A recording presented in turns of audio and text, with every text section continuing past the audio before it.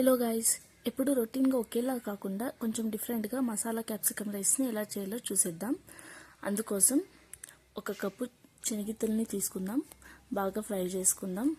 ఇదైతే ఒకసారి powder prepare చేసి పెట్టుకుందామంటే ఎప్పుడు కావాలంటే అప్పుడు ఈజీగా అయితే లంచ్ బాక్స్కి ఈజీగా ప్రిపేర్ చేసుకోవచ్చు, క్విక్గా అయిపోతుంది.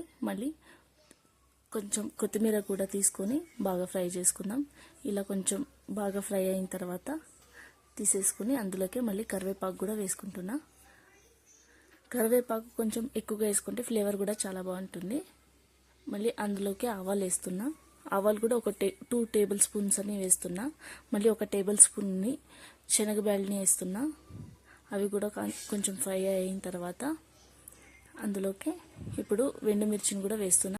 నా దగ్గర ఓన్లీ కారం మిరపకాయలు ఉన్నాయి కాబట్టి అవి మాత్రమే వేస్తున్నా. మీరైతే కొంచెం కలర్ కోసం బ్యాడగి మిరపకాయలు కూడా వేసుకోవచ్చు, లేదంటే గుంటూరు మిరపకాయలు కూడా వాడుకోవచ్చు. మళ్ళీ ఇప్పుడు నువ్వులు కూడా వేయించుకోవాలి, బట్ ఆల్రెడీ నా దగ్గర రోస్టెడ్ ఉన్నాయి కాబట్టి నేను డైరెక్ట్గా యాడ్ చేసుకుంటున్నా. మీ దగ్గర రోస్టెడ్ లేవంటే అవి కూడా ఫ్రై చేసి యూస్ చేసుకోండి. టేస్ట్ అయితే చాలా బాగుంటుంది నువ్వులు వాడితే. అలాగే ఇప్పుడు శనగిత్తలు పొట్టు కూడా తీసేసుకుని సపరేట్గా ఇప్పుడు మిక్సీ జార్లోకి అన్ని మొత్తం వేయించి పెట్టుకున్న అన్ని స్పైసెస్ని యాడ్ చేసుకుందాం. అందులోకి ఉప్పు, మళ్ళీ గరం మసాలా ఒక 1.5 స్పూన్ అంతా వేస్తున్నా. అన్నీ వేసిన తర్వాత ఇలా పౌడర్ చేసుకుందాం. మరీ ఫైన్ పౌడర్ లాగా అయితే చేసుకోకండి, ఇలా ఉండాలి పౌడర్. ఆ తర్వాత ఒక ప్యాన్లోకి ఆయిల్ వేసుకుందాం. అందులోకి కట్ చేసి పెట్టుకున్న ఆనియన్స్ వేసుకుందాం. ఇందులోకి క్యాప్సికమ్ కన్నా ఆనియన్ టేస్ట్ చాలా బాగుంటుంది క్యాప్సికమ్ రైస్లోకి. అది కొంచెం ఫ్రై అయిన తర్వాత క్యాప్సికమ్ యాడ్ చేస్తున్నా. ఇందులోకి అయితే నేను ఒక 3 ఆనియన్స్ మళ్ళీ 3 క్యాప్సికమ్ తీసుకొని కట్ చేసుకొని ఇలా తీసుకున్నాను.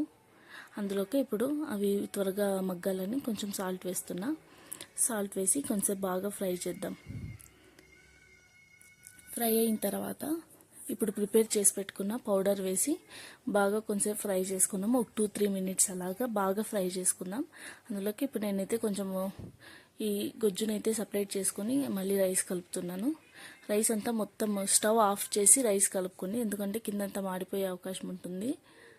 ఆఫ్ చేసి మొత్తం రైస్ అంతా బాగా కలుపుకున్న తర్వాత స్టవ్ ఆన్ చేసి మళ్ళీ కొంచెంసేపు బాగా టాస్ చేసామంటే ఎంతో టేస్టీగా ఉండే క్యాప్సికమ్ రైస్ అయితే ప్రిపేర్ అయిపోతుందండి. క్విక్గా లంచ్ బాక్స్ రెసిపీకి అయితే ఇదైతే పర్ఫెక్ట్గా ఉంటుంది. కొంచెం డిఫరెంట్గా కూడా ఉంటుంది. టేస్ట్ అయితే చాలా బాగుంటుంది. మీరు ట్రై చేసి టేస్ట్ ఎలా కుదిరిందో కామెంట్ సెక్షన్లో కామెంట్ చేయండి. Thank you for watching.